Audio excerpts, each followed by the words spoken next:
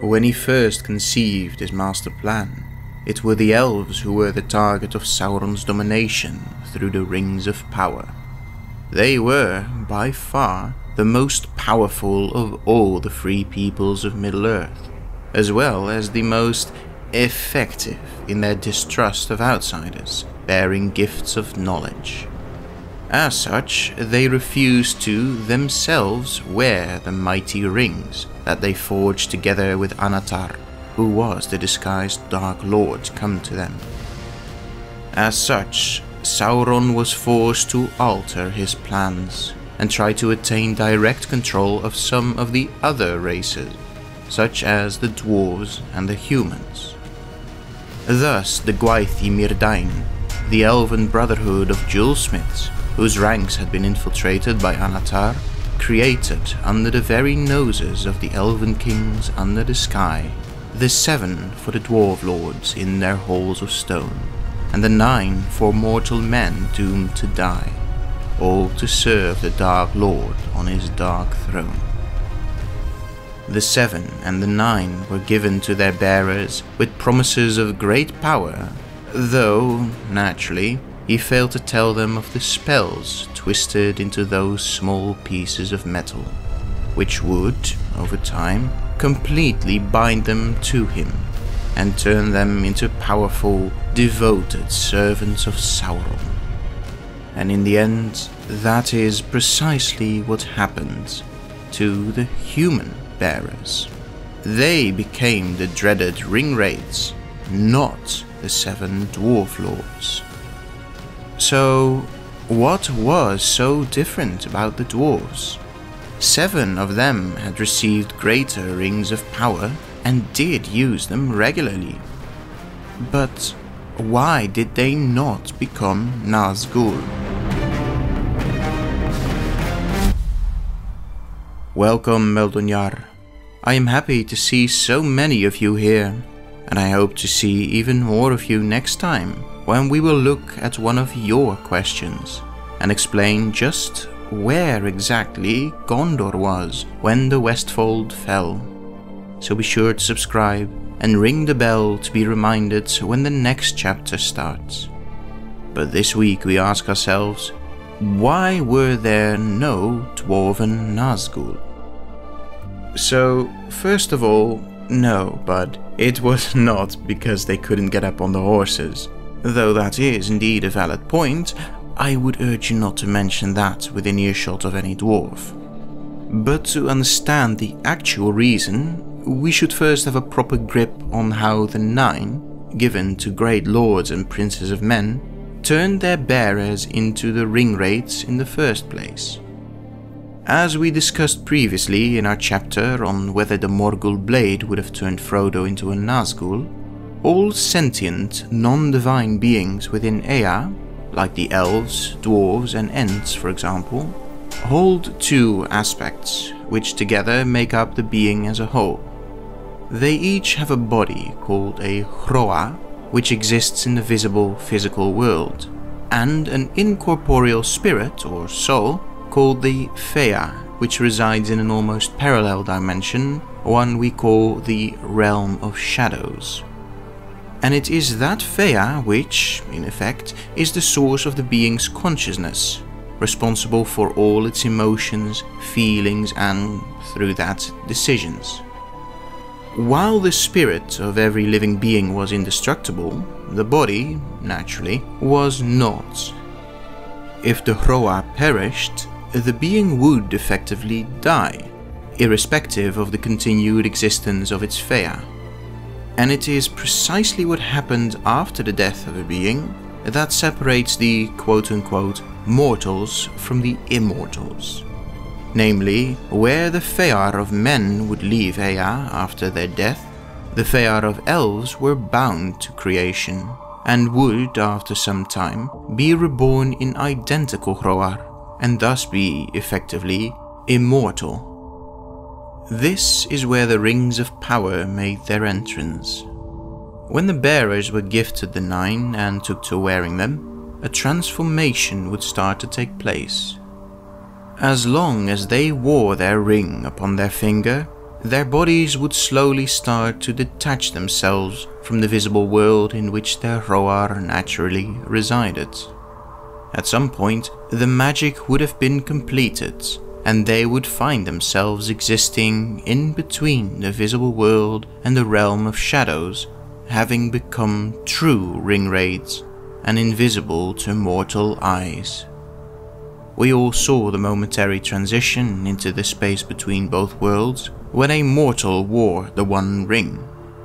With the 9 rings, after enough time, this transformation would be permanent. When the transformation was complete, the bearer's existence in the place in between the realms would no longer be dependent on whether or not he was even wearing his ring. But not only would his ring transform him, it would also bind him to it. The 9 had bound their bearers to themselves, and through them to the dominion of the One Ring, and to the will of its master, Sauron.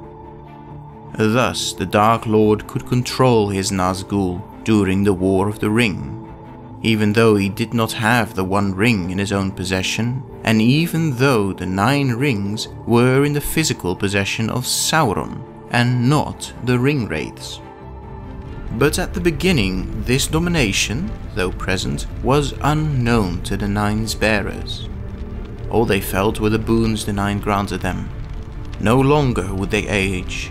They would remain at their physical prime, and their deaths, where their Roar would normally leave Ea, were unnaturally delayed for thousands of years. The 9 Nazgûl were seemingly perfect warrior kings. And like that, they became Sauron's perfect elite force. But why did this not happen to the bearers of the 7 dwarven rings? The answer to this goes back many thousands of years, to their very creation. Unlike elves and men, the dwarves were originally not intended to live in Ea. While the other 2 peoples were conceived and brought into being by the creator Eru himself, the dwarves were created by someone else. As a few of you might remember in our chapter on Durin the Deathless, it was Aule, the smith of the Valar, who was overly anxious for the arrival of the elves and men. He longed for students to teach his arts of mining, blacksmithing, and the like.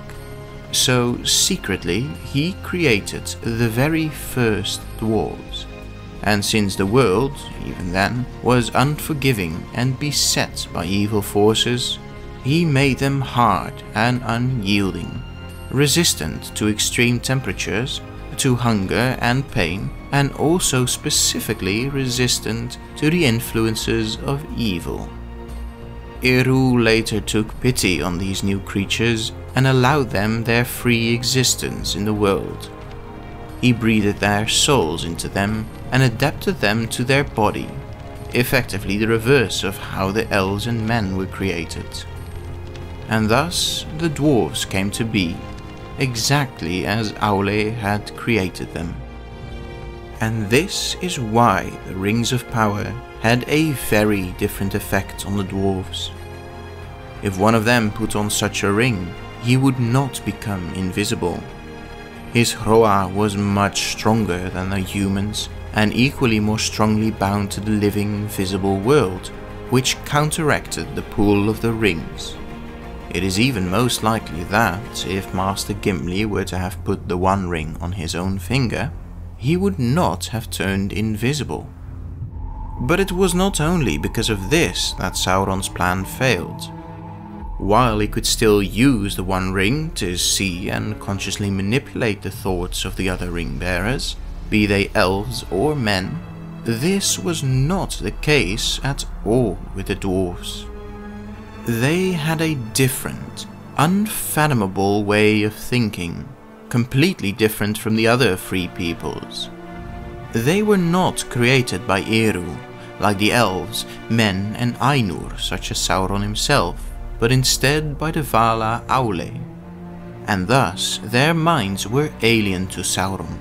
and he could not understand their thoughts, could not understand their decisions, and all his attempts to guide them were futile. In the almost 5,000 years that they existed in Middle-earth, never did a dwarf become bound to the will of their ring. But that does not mean that they remained wholly unaffected.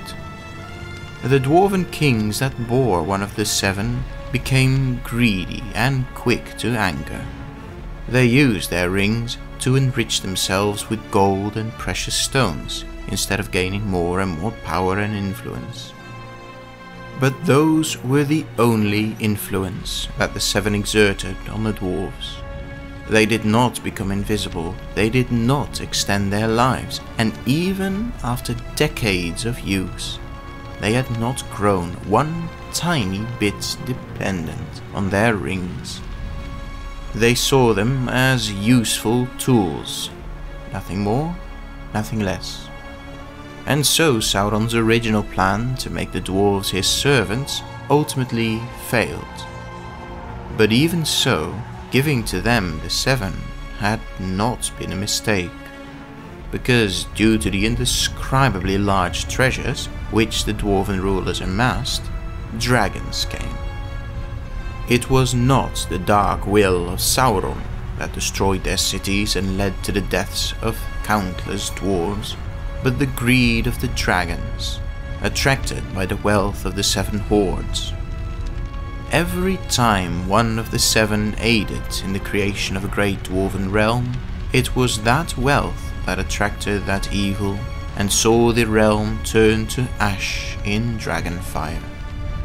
4 of the 7 shared in that fate, as at least some dragonfire was hot enough to undo their magic and destroy them. The remaining 3, over time, came back into Sauron's possession, where they would remain until Sauron was destroyed and they could no more fulfill their dark purpose. Thus ended the 3rd Age of the Sun and the Age of the Ringwraiths, without ever seeing a single dwarven Nazgûl.